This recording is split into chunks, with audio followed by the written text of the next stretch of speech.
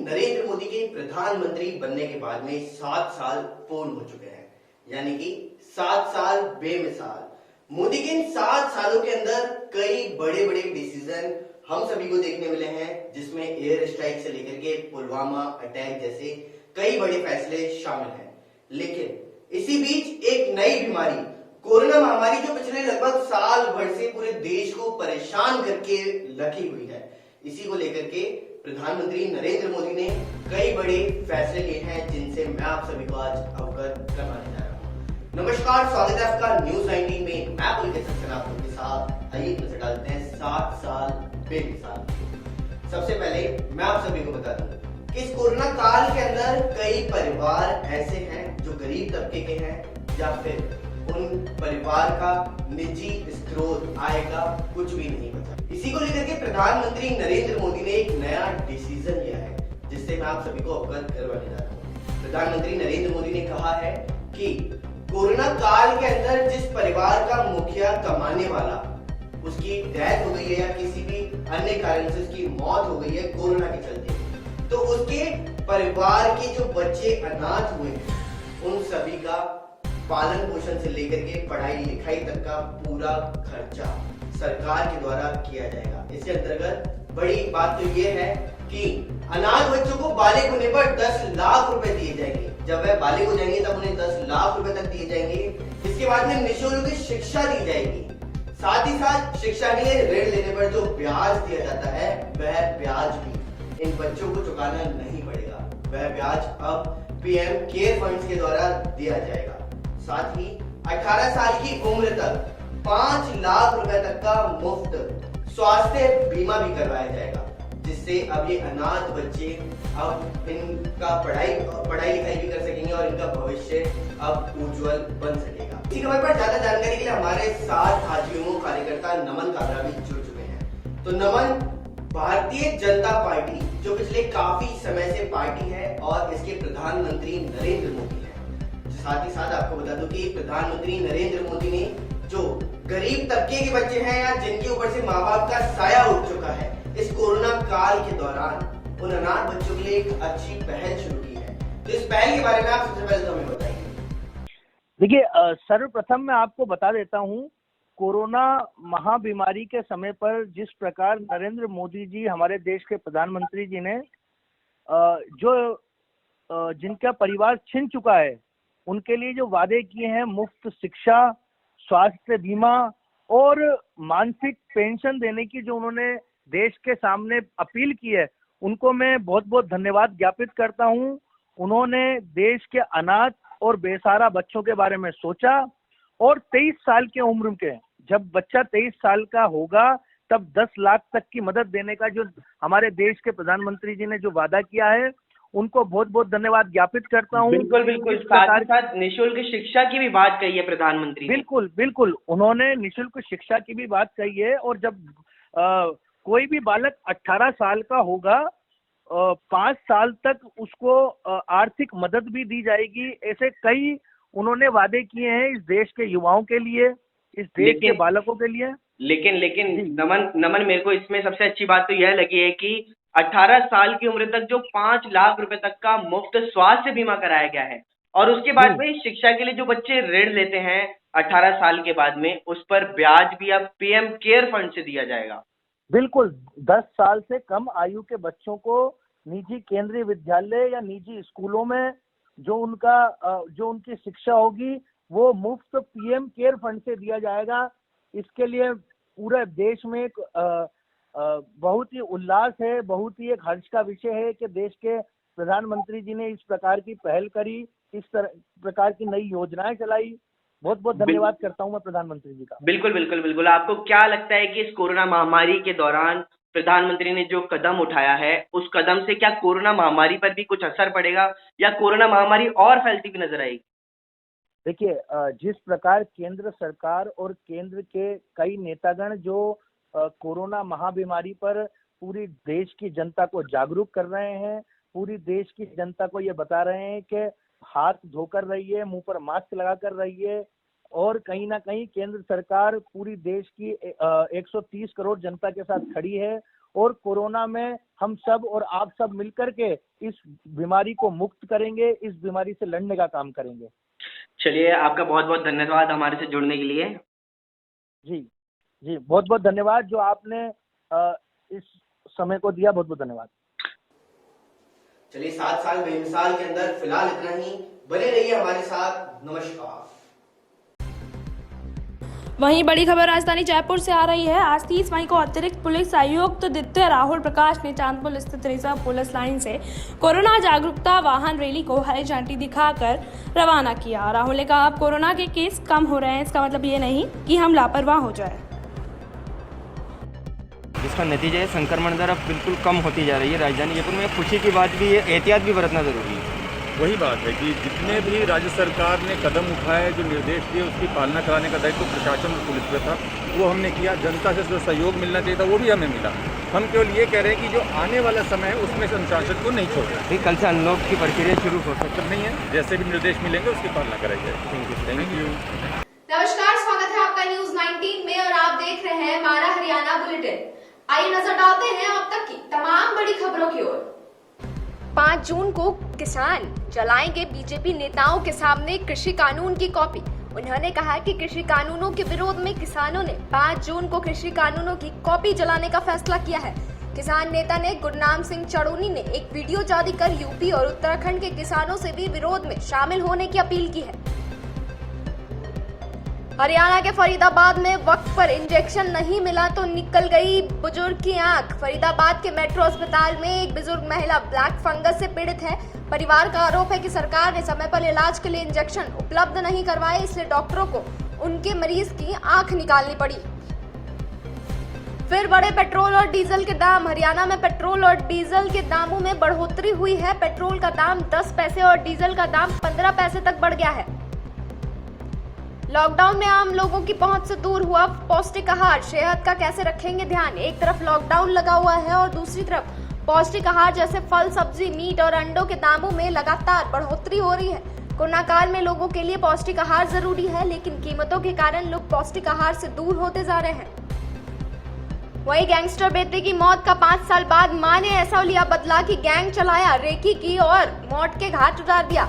Gangster बेटे की मौत का बदला लेने के लिए एक मां न सिर्फ गैंग को सालों तक ऑपरेट करती रही, बल्कि उसने 5 साल तक सरपंच से रंजिश रखी और फिर वक्त मिलने पर उसकी हत्या कर डाली। कोरोना और फंगस के डर से एक व्यक्ति ने आत्महत्या कर ली। सोनीपत में कोरोना और ब्लैक फंगस के डर से एक व्यक्ति ने ट्रेन के सामने कूदकर आत्महत्या कर ली। आत्महत्या के कारणों का खुलासा मृतक की जेब में मिले सुसाइड नोट से हुआ। हरियाणा में कई ऐसे गांव हैं जहां आज तक कोरोना पहुंच नहीं पाया है। न पहली लहर में और न ही दूसरी लहर में हरियाणा के गांवों में कोरोना का संक्रमण तेजी से फैल रहा है। इसी बीच गुरुग्राम जिले से राहत भरी खबर सामने आई है, जहां गुरुग्राम के 13 ऐसे गांव हैं जहां अभी तक कोरोना वायरस संक्रमित का एक भी व्यक्ति नहीं मिला है। आसान भाषा में कहे तो इन गांवों में कोरोना वायरस का संक्रमण है ही नहीं। वहीं दोस्तों के साथ नहर में नहाने गया था एक 14 साल का बालक। 15 घंटे के बाद मिला शव। खरखौदा से होकर गुजरने वाली एनसीआर वाटर चैनल नहर में नहाने गया छात्र डूब गया। 14 साल के लड़के का शव 15 घंटे के बाद मिला। बताया जा रहा है शुक्रवार को शाम 6 बजे के करीब छात्र गौरव अपने दोस्तों के साथ नहर में नहाने के लिए उतरा था, जिसके बाद उसका कोई पता न चला।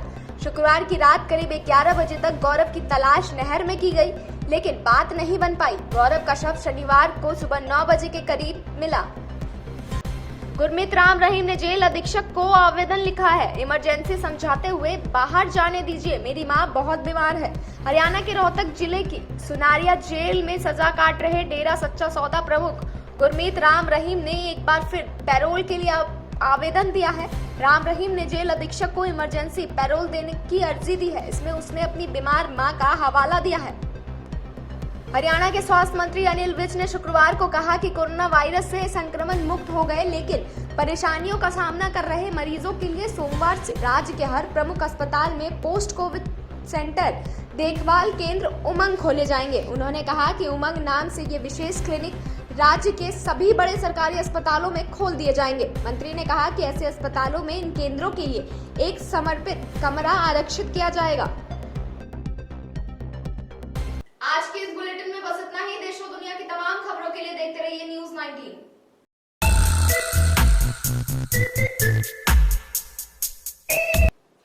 नमस्कार, स्वागत है आपका न्यूज 19 में। मैं पुलकित सक्सेना आप लोग के साथ। आइए न्यूज डालते हैं अखबार की सुर्खियां मेरे साथ। सबसे पहले मैं आप सभी को बता दूं कि प्रधानमंत्री नरेंद्र मोदी ने कल कई बड़े फैसले लिए हैं, जिसके अंतर्गत आप सभी को बता दूं कि अभी देश के अंदर कोरोना महामारी चल रही है और इस महामारी के कारण कई लोगों का परिवार उजड़ चुका है, जिनके अंतर्गत परिवार में कोई भी कमाने वाला व्यक्ति नहीं बचा और उनके बच्चे अनाथ होते हुए नजर आए हैं। ऐसे बच्चों के लिए प्रधानमंत्री नरेंद्र मोदी ने कई बड़े कल फैसले लिए हैं, जिसमें आप सभी को बता दूं कि कोरोना के कारण कोई भी परिवार का कमाने वाला सदस्य खोएगा तो उस परिवार को पारिवारिक पेंशन दी जाएगी और वो भी उसके बाद में 18 साल की उम्र तक 5 लाख रुपए तक का उसका स्वास्थ्य बीमा भी कराया जाएगा। साथ ही साथ आप सभी को बता दूं कि 23 साल की उम्र में 10 लाख रुपए का फंड भी दिया जाएगा और इसी के साथ साथ शिक्षा के अंतर्गत कई बड़े फैसले लिए गए हैं, जिसमें आप सभी को बता दूं कि उनकी मुफ्त शिक्षा भी दी जाएगी और साथ ही साथ उनको शिक्षा से संबंधित सामग्री भी उपलब्ध करवाई दी जाएगी।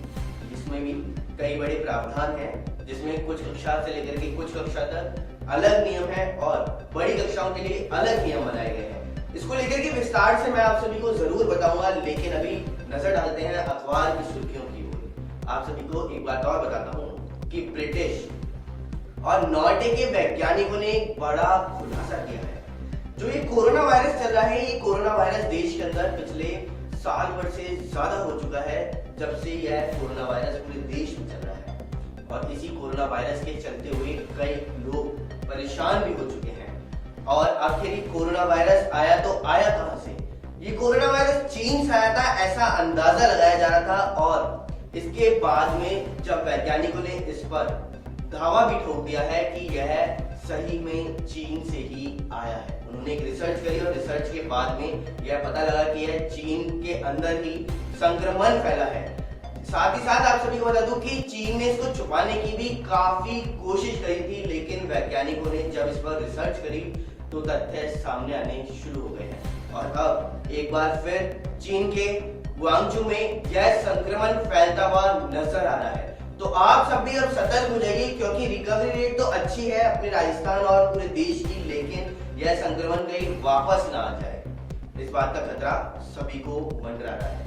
वहीं अगर हम संक्रमण की बात कर रहे हैं तो आप सभी को बता दूं कि प्रदेश यानी राजस्थान के अंदर संक्रमण की दर अब कम होती हुई नजर आई है। संक्रमण की दर अब 5% से नीचे आ चुकी है। और वहीं दूसरी ओर अगर हम बात करें रिकवरी रेट की, तो रिकवरी रेट 93.6% तक पहुंच चुकी है। साथ ही साथ आप सभी को बता दूं कि जो नए मामले पिछले 24 घंटे के अंदर कोरोना के आए हैं, उसमें 2314 नए मामले राजस्थान के अंदर देखने को मिले हैं और साथ ही 70 लोगों की मौत भी इस कोरोना वायरस के कारण होती हुई नजर आई है। वहीं राजस्थान की राजधानी जयपुर की बात करें, जहां पर 1000 से ऊपर केस आ रहे थे और पिछले 2-4 दिनों से यह आंकड़ा नीचे गिरता हुआ नजर आया था और अब तो यह केस आधे रह गए हैं। और नए केस की बात करूं तो 401 कोरोना के नए केस जयपुर के अंदर सामने आए हैं। साथ ही एक बात और बताता हूं कि 1 जून से गृह विभाग मिनी अनलॉक करने की तैयारी कर रहा है। राजस्थान के अंदर संक्रमण कम हो रहा है और इसी संक्रमण को देखते हुए गृह विभाग 1 तारीख से नए फैसले भी लागू कर सकता है। और इन फैसलों के अंदर वह क्या क्या बदलाव कर सकता है, मैं आप सभी को बताता हूँ। इसके अंतर्गत दूध, डेयरी, सब्जी और पेट्रोल पंप का खोलने का समय बढ़ाया जा सकता है, ताकि आम जनता को परेशानी का सामना ना करना पड़े। लेकिन अभी भी संक्रमण जयपुर, जोधपुर, कोटा, अलवर और बीकानेर, इन सभी जगह अभी ज्यादा बढ़ा हुआ है। तो इन्हीं को देखते हुए यहाँ पर कम कोरोना के चलते हुए अनलॉक की तैयारी की जा सकती है और इन जगहों को छोड़ करके बाकी सब जगह लगभग बाहर निकलने पर पाबंदी को हटा भी दिया जा सकता है। तो अखबार की खास सुर्खियों के अंदर तो फिलहाल इतना ही। बने रहिए न्यूज 19 के साथ। नमस्कार।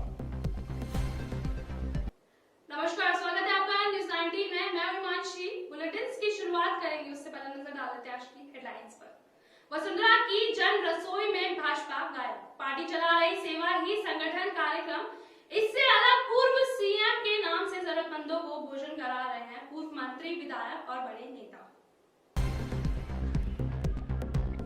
वसुंधरा की जन रसोई में भाजपा गायब, पार्टी चला रही सेवा ही संगठन कार्यक्रम। इससे अलग पूर्व सीएम के नाम से जरूरतमंदों को भोजन करा रहे पूर्व मंत्री, विधायक और कई बड़े नेता। प्रदेश भाजपा ने लंबे समय से चल रही सियासी गुटबाजी की चर्चाओं के बीच पूर्व मुख्यमंत्री वसुंधरा राजे समर्थकों इन दिनों कोरोना काल में पूरे प्रदेश में कई जगहों पर वसुंधरा जन रसोई के नाम से जरूरतमंदों को भोजन पैकेट वितरित करने का काम कर रहे हैं। ये जन रसोई इस वक्त राजस्थान की राजनीति में चर्चा का विषय बनी हुई है। इसके कारण ये है कि 2 बार भाजपा से मुख्यमंत्री बनी सीएम की इस रसोई से भाजपा ही गायब है। समर्थक भाजपा से अलग उन्हें प्रसारित कर रहे हैं। ट्विटर पर बीजेपी ने ट्रेंड चलाया, गहलोत राज जंगल राज, बढ़ते अपराधों को लेकर भाजपा हमलावर। बीजेपी ने ट्रेंड करवाया ट्विटर पे, गहलोत राज जंगल राज, बढ़ते अपराधों को लेकर भाजपा हमलावर। बीजेपी नेता बोले, गहलोत ने प्रदेश को अपराधों में सिरमौर और देश का रेप कैपिटल बना दिया। प्रदेश में बढ़ते अपराधों के मुद्दे पर बीजेपी ने राजस्थान की गहलोत सरकार के खिलाफ मोर्चा खोल दिया है। भरतपुर में सांसद पर हमला, डॉक्टर दंपति की हत्या सहित हाल ही आपराधिक घटनाओं में हुई बढ़ोतरी के मुद्दे पर बीजेपी नेताओं ने ट्विटर पर सरकार को घेरा। बीजेपी नेताओं कार्यकर्ताओं ने ट्विटर पर गहलोत राज जंगल राज को ट्रेंड करवाया। गहलोत राज जंगल राज का हैशटैग एक बार तो ट्रेंडिंग में 4थे नंबर पर पहुंच गया था। बीजेपी प्रदेशाध्यक्ष सतीश पूनिया और वरिष्ठ नेताओं ने सुबह ट्वीट करके इस सोशल मीडिया कैंपेन की शुरुआत की। गहलोत सरकार के खिलाफ ट्विटर पर चलाए गए कैंपेन में पूर्व सीएम वसुंधरा राजे, प्रदेशाध्यक्ष सतीश पूनिया, नेता प्रतिपक्ष गुलाब चंद कटारिया, उप नेता प्रतिपक्ष राजेंद्र राठौर सहित ज्यादातर बीजेपी विधायकों, नेता और कार्यकर्ताओं ने बढ़ते अपराधों पर गहलोत सरकार को घेरने वाले ट्वीट किए। रेप की वारदात, महिला की फोटो वायरल कर धमकी देकर पीड़िता से दुष्कर्म, 2 पर केस। रेप की वारदात, फोटो वायरल की धमकी देकर महिला से दुष्कर्म, 2 पर केस। 1 साल से अश्लील फोटो वायरल करने की धमकी देकर दुष्कर्म करने वाले आरोपियों ने महिला को नशीला पदार्थ पिलाकर दुष्कर्म किया।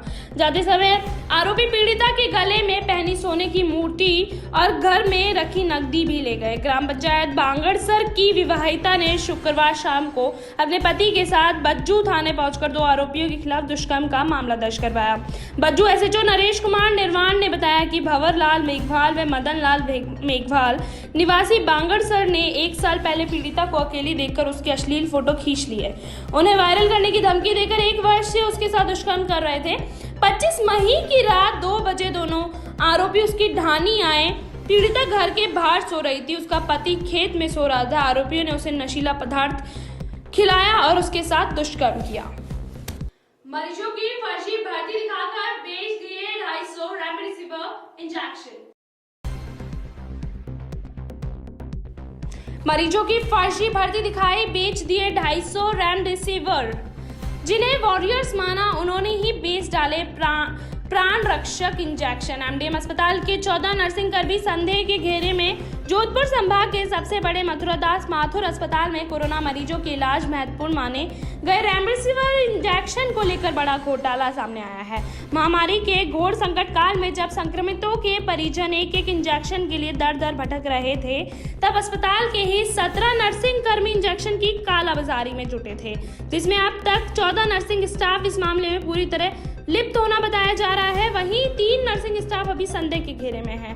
हैरानी की बात ये है कि ये घोटाला अस्पताल प्रशासन, जिला कलेक्टर द्वारा नियुक्त आरएएस अफसरों और मेडिकल कॉलेज के नोडल अधिकारियों की नाक के नीचे हुआ, लेकिन किसी को भनक तक नहीं लगी। ये खुलासा मई की शुरुआत में एक मरीज की शिकायत पर गठित जांच कमेटी की रिपोर्ट में हुआ है। वेदर अपडेट, राजस्थान के अधिकांश इलाकों में भीषण गर्मी। वहीं आइए आज नजर डालते हैं वेदर अपडेट की और राजस्थान के अधिकांश इलाकों में भीषण गर्मी। गंगानगर में पारा 47.3 डिग्री, जयपुर राजस्थान के कई इलाकों में भीषण गर्मी का दौर शनिवार को भी जारी रहा, जहां गंगानगर में दिन का अधिकतम तापमान 46.3 डिग्री सेल्सियस दर्ज किया गया। गंगानगर में न्यूनतम तापमान भी 31.8 डिग्री सेल्सियस पर बना रहा। मौसम विभाग के अनुसार आने वाले कुछ दिन में लोगों को लू और गर्मी से राहत मिलने की उम्मीद नहीं है। विभाग ने तेज गर्मी हवाएं यानी लू चलने की चेतावनी जारी की है। मौसम विभाग के अनुसार शनिवार को अधिकतम तापमान गंगानगर में 46.3 डिग्री, चूरू में 46.1 डिग्री, बीकानेर में 44.8 डिग्री, फलौदी में 44.4 डिग्री, पिलानी में भी 44.7 डिग्री, पाली में 44.3 degree, Sawai Madhopur 43.5 degree, Barmer 43.1 degree, Kota में 42.5 डिग्री और जयपुर में 42.2 डिग्री व जोधपुर में 42.1 डिग्री सेल्सियस दर्ज किया गया। वहीं चित्तौड़, अलवर, वनस्थली व जैसलमेर में भी पारा 40 डिग्री के आसपास रहा। आंधी बारिश की गतिविधियों में बढ़ोतरी होने की संभावना है। विभाग का कहना है कि इस समय पंजाब व आसपास के क्षेत्र के रूप में एक परिसंचरण तंत्र बना हुआ है, जिसका विस्तार सतह से 1.5 किलोमीटर ऊपर तक है। इस तंत्र के प्रभाव से आगामी 48 घंटों के दौरान राज्य के चूरू, हनुमानगढ़ व गंगानगर जिलों के साथ बीकानेर, सीकर, झुंझुनू, नागौर, जोधपुर व जैसलमेर जिलों में भी लू चलने की संभावना है। मौसम विभाग के मुताबिक राज्य के अधिकतर हिस्सों में अधिकतम तापमान 42 से 44 डिग्री सेल्सियस के बीच में रहने की संभावना है। विभाग के अनुसार एक नया पश्चिमी विक्षोभ 31 मई से राज्य के सक्रिय होने से बीकानेर, जयपुर, भरतपुर संभाग के कुछ जिलों में आंधी बारिश की गतिविधियों में बढ़ोतरी होने की संभावना है।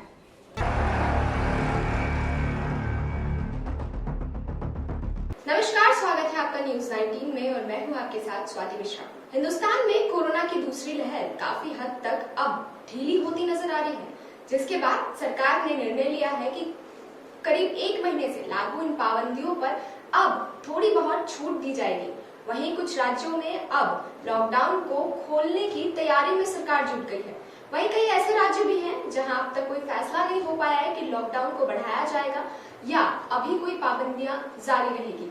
लेकिन कुछ राज्य ऐसे हैं जिन्होंने अब लॉकडाउन को लगभग 1 हफ्ते या 15 दिन के लिए बढ़ा दिया है। लेकिन जहां तक हम बात करें कोरोना के आंकड़ों की, तो जहां दूसरी लहर में पॉजिटिव मरीजों की संख्या में गिरावट दर्ज की गई है, वहीं अगर हम बात करें मौत के आंकड़ों की, तो वो अब भी डराने वाला है।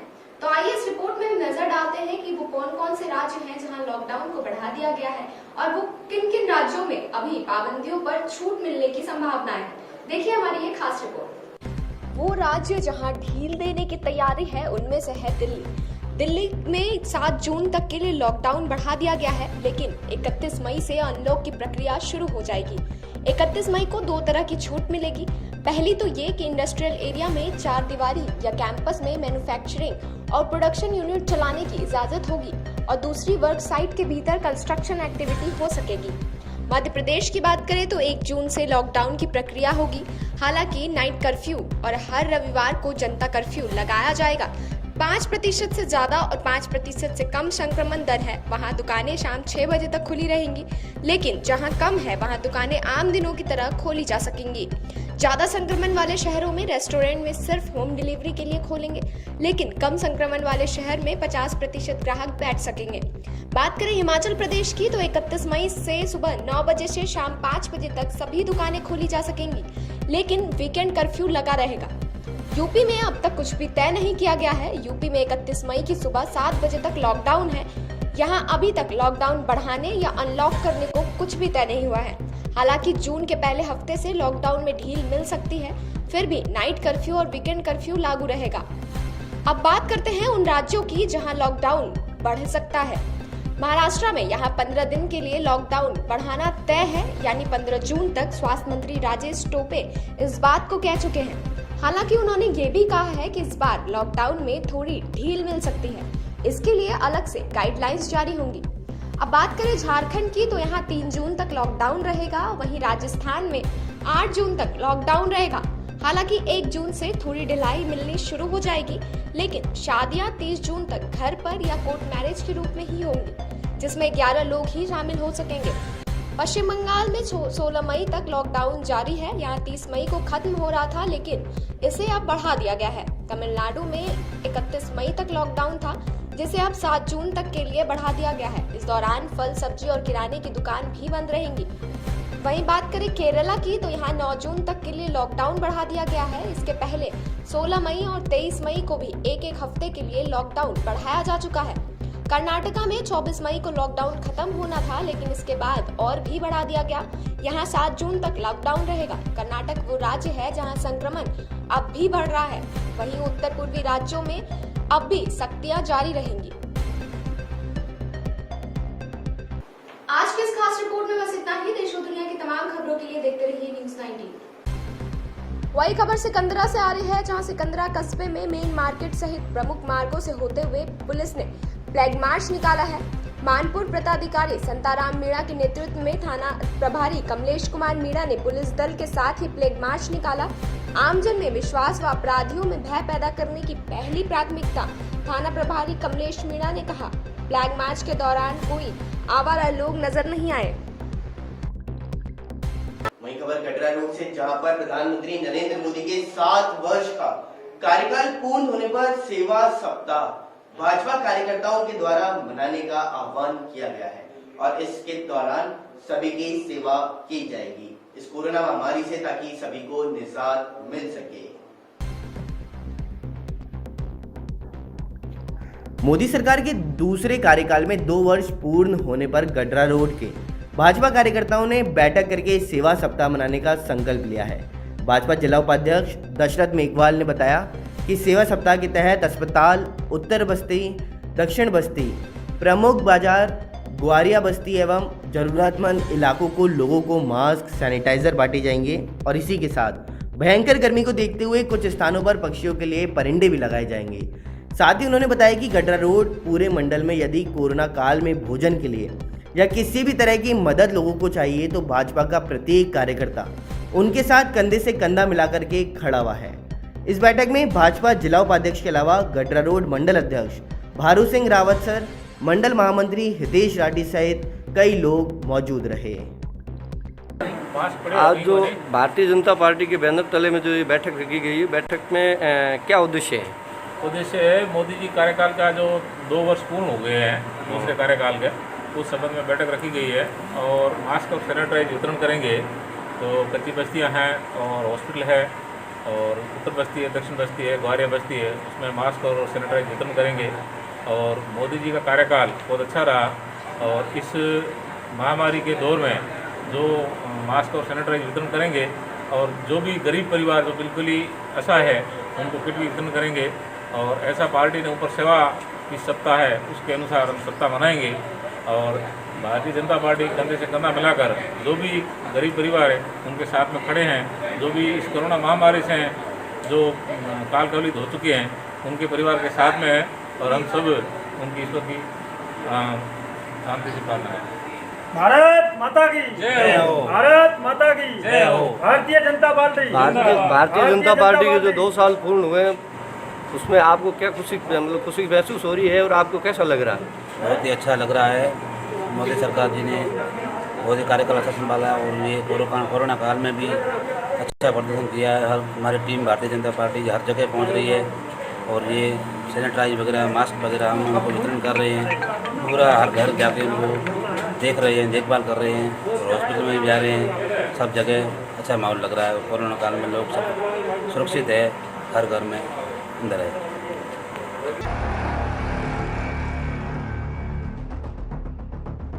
नमस्कार, स्वागत है आपका न्यूज़ 19 में और मैं हूं आपके साथ स्वाति मिश्रा। हिंदुस्तान में कोरोना की दूसरी लहर काफी हद तक अब ढीली होती नजर आ रही है, जिसके बाद सरकार ने निर्णय लिया है कि करीब 1 महीने से लागू इन पाबंदियों पर अब थोड़ी बहुत छूट दी जाएगी।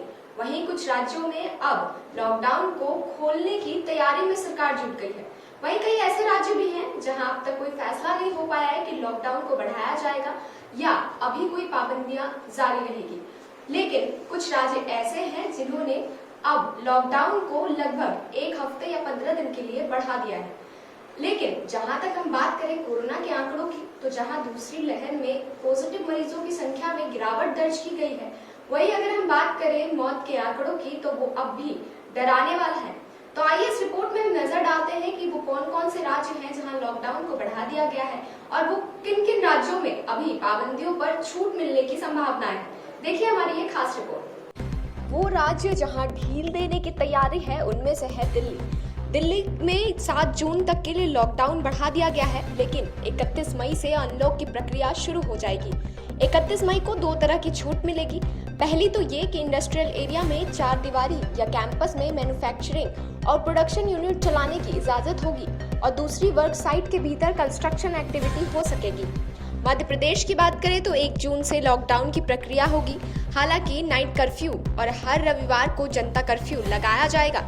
5% से ज्यादा और 5% से कम संक्रमण दर है वहां दुकानें शाम 6 बजे तक खुली रहेंगी, लेकिन जहां कम है वहां दुकानें आम दिनों की तरह खोली जा सकेंगी।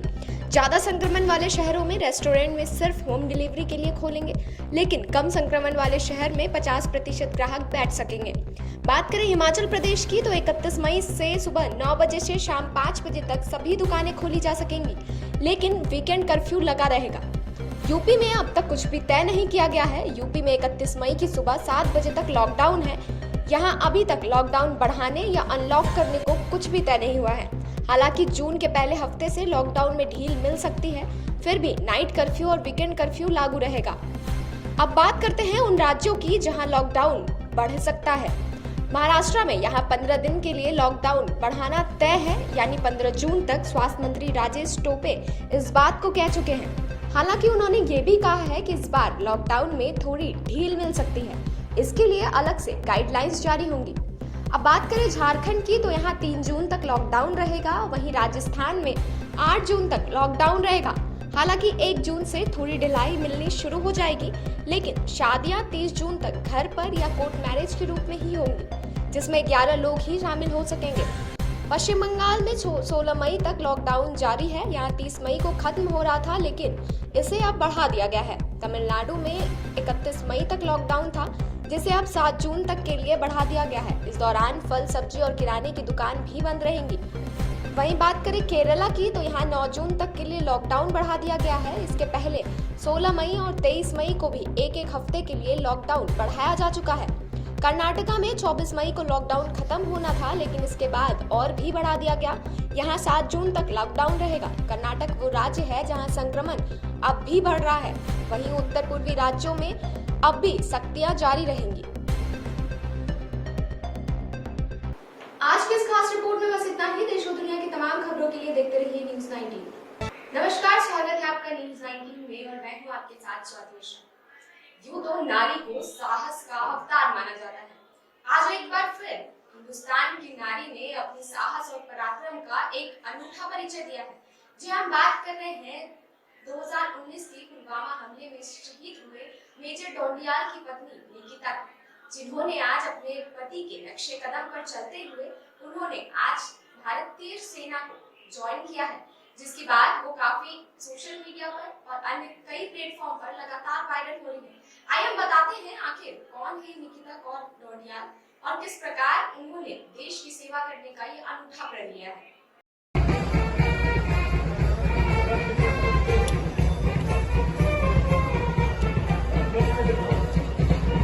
शनिवार को लेफ्टिनेंट नितिका कौल डोंडियाल ने चेन्नई स्थित ओटीए एकेडमी से पास आउट होकर सेना ज्वाइन कर ली।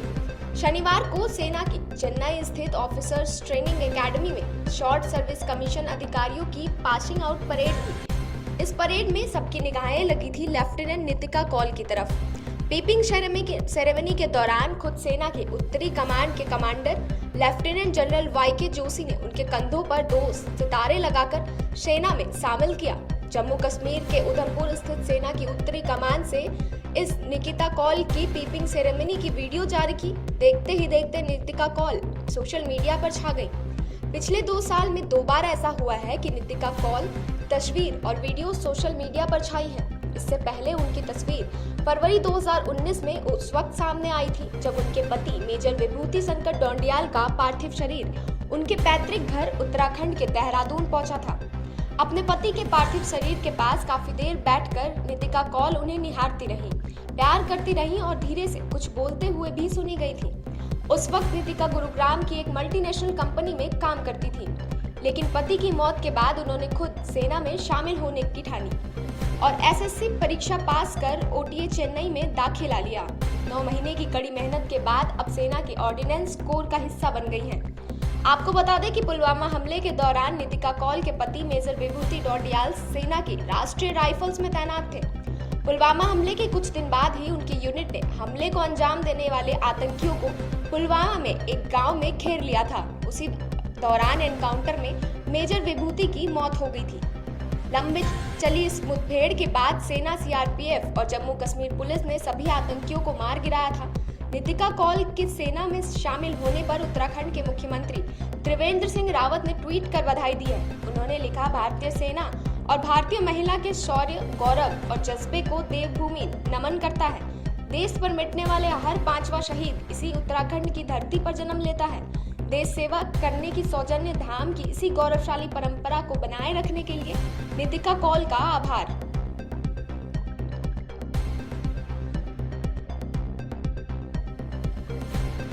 Step in, I imagine that and I felt that the same journey that he has traversed through and I'm traveling through the same journey. So I believe he's always and always going to be part of my life and even today he's somewhere around. आज के इस खास report में बस इतना ही। देश और दुनिया की तमाम खबरों के लिए आप देखते रहिए न्यूज़ 19। नमस्कार, स्वागत है आपका न्यूज़ 19 में और मैं हूं आपके साथ स्वाति मिश्रा। अब तक की तमाम बड़ी खबरों की ओर नजर डालते हैं फटाफट अंदाज में। सिरोही में आबकारी विभाग की बड़ी कार्रवाई सामने आई है। 1 करोड़ रुपए से अधिक की हरियाणा निर्मित शराब की बरामदी की गई है। 5 ट्रकों व 7 लग्जरी गाड़ियों में गुजरात ले जाई जा रही थी शराब।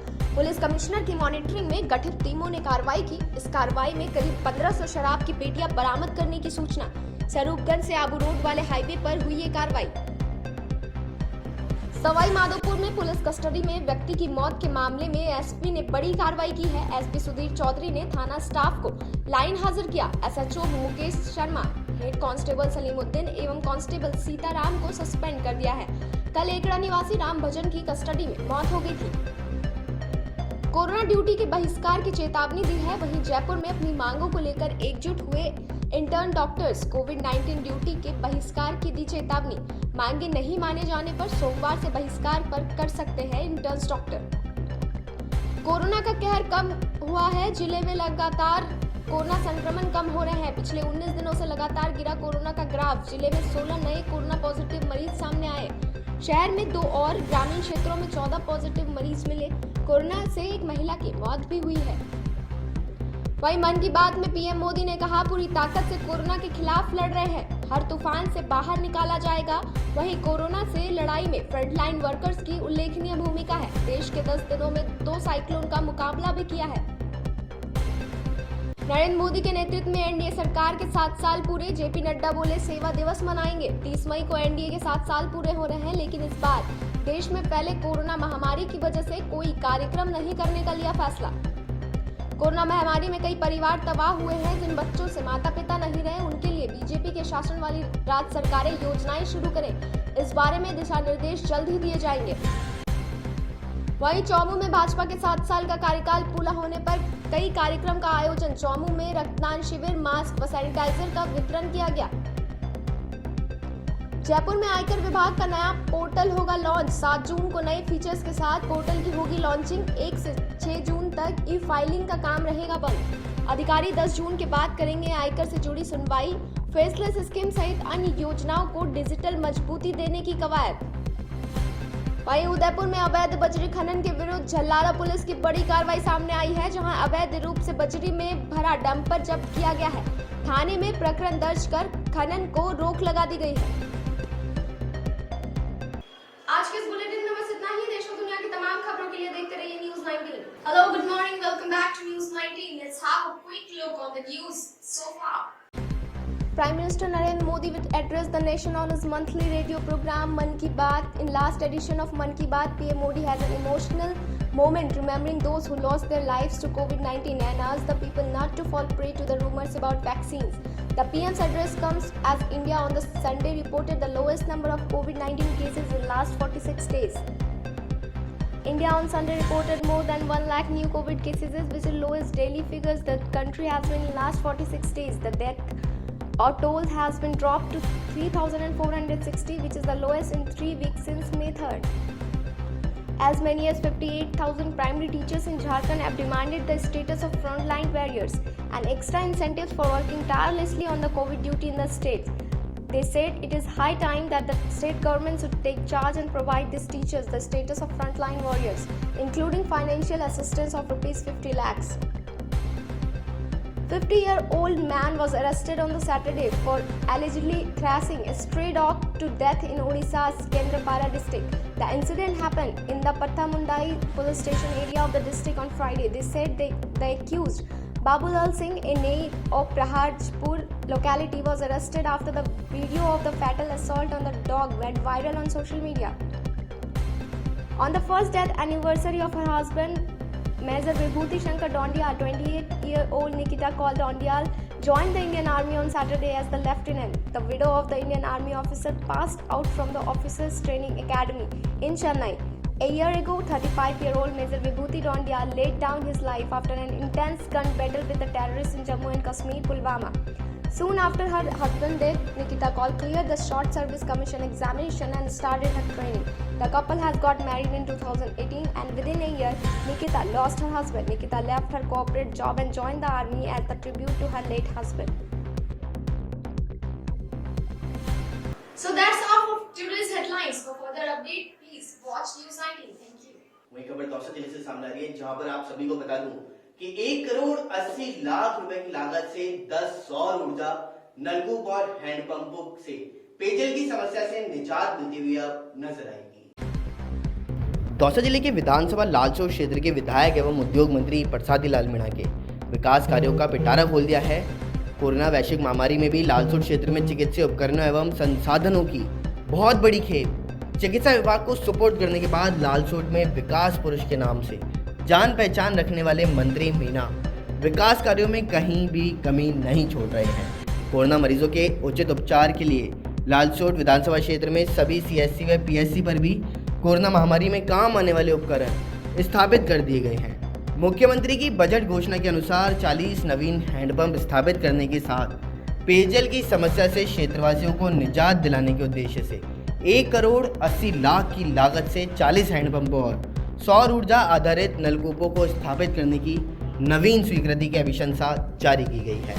साथ ही 10 स्थानों पर लगेंगे नवीन और सौर ऊर्जा आधारित नलकूप।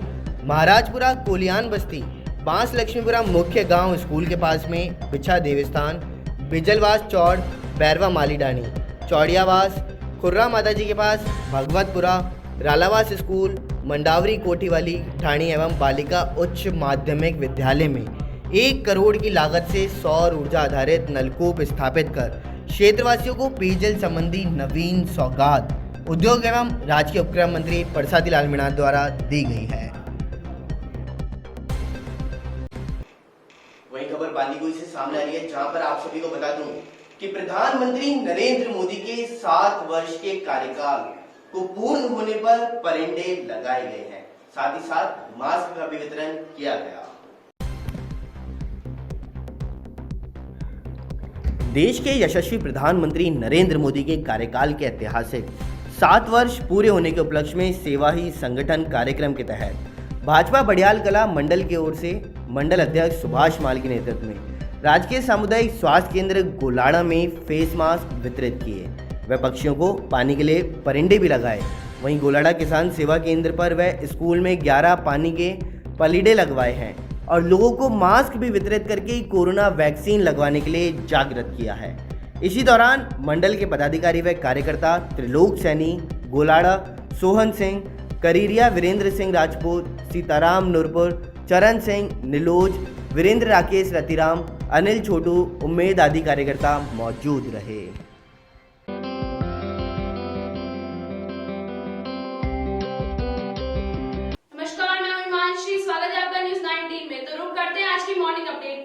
नई दिल्ली, देश में कोरोना वायरस संक्रमण की रफ्तार अब कम हो रही है। पिछले कुछ दिनों से भारत में कोरोना वायरस संक्रमण के नए मामलों में कमी दर्ज की जा रही है। रविवार को सुबह स्वास्थ्य मंत्रालय की ओर से जारी किए गए आंकड़ों के अनुसार देश में पिछले 24 घंटे में कोरोना वायरस संक्रमण के 1,65,553 नए केस सामने आए हैं। साथ ही इसी अवधि में 3,460 लोगों की मौत हुई है। नई दिल्ली पंजाब नेशनल बैंक यानी पीएनबी स्कैम मामले में पिछले 2 साल से फरार चल रहे आरोपी मेहुल चौकसी को वापस लाने के लिए भारत सरकार ने भेज भेजा है। चौकसी फिलहाल कैरिबियाई देश डोमिनिका रिपब्लिक में है। जेट भेजने की पुष्टि एटिंका के प्रधानमंत्री गैस्टन ब्राउने ने एक इंटरव्यू में की है। कहा जा रहा है कि इस जेट में मेहुल चौकसी से जुड़े सारे दस्तावेज भी भेजे गए हैं ताकि इसे डोमिनिका की कोर्ट में रखा जा सके। भारतीय टीम के स्टार ऑलराउंडर रविंद्र जडेजा इन दिनों इंग्लैंड दौरे की तैयारियों में व्यस्त है। साल 2018 के इंग्लैंड दौरे से पहले जडेजा काफी समय तक भारतीय टेस्ट और वनडे टीम से बाहर थे। उस दौरे ने जडेजा के कैरियर को बदल डाला। अब ये खिलाड़ी विश्व टेस्ट चैंपियनशिप का खिताब जीतने के लिए बेकरार है। जडेजा भारतीय टीम के उन चुनिंदा खिलाड़ियों में हैं जो तीनों फॉर्मेट में खेलते हैं। जडेजा ने हाल ही में आईपीएल 2021 में जबरदस्त प्रदर्शन कर अपने फॉर्मे में वापसी के संकेत दे दिए हैं। भारत के स्टार बल्लेबाज विराट कोहली ने साल 2008 में अपना इंटरनेशनल डेब्यू महेंद्र सिंह धोनी की कप्तानी में किया था। बतौर खिलाड़ी खूंटा गाड़ने के बाद कोहली ने धोनी के कप्तानी से हटने के बाद टीम इंडिया की कमान संभाली। आज कोहली भारत के सबसे सफल टेस्ट कप्तान बन चुके हैं। दूसरी ओर धोनी की कप्तानी में भारत ने T20 world cup 2007, one day world cup 2011 और आईसीसी चैंपियनशिप ट्रॉफी 2013 का खिताब जीता है।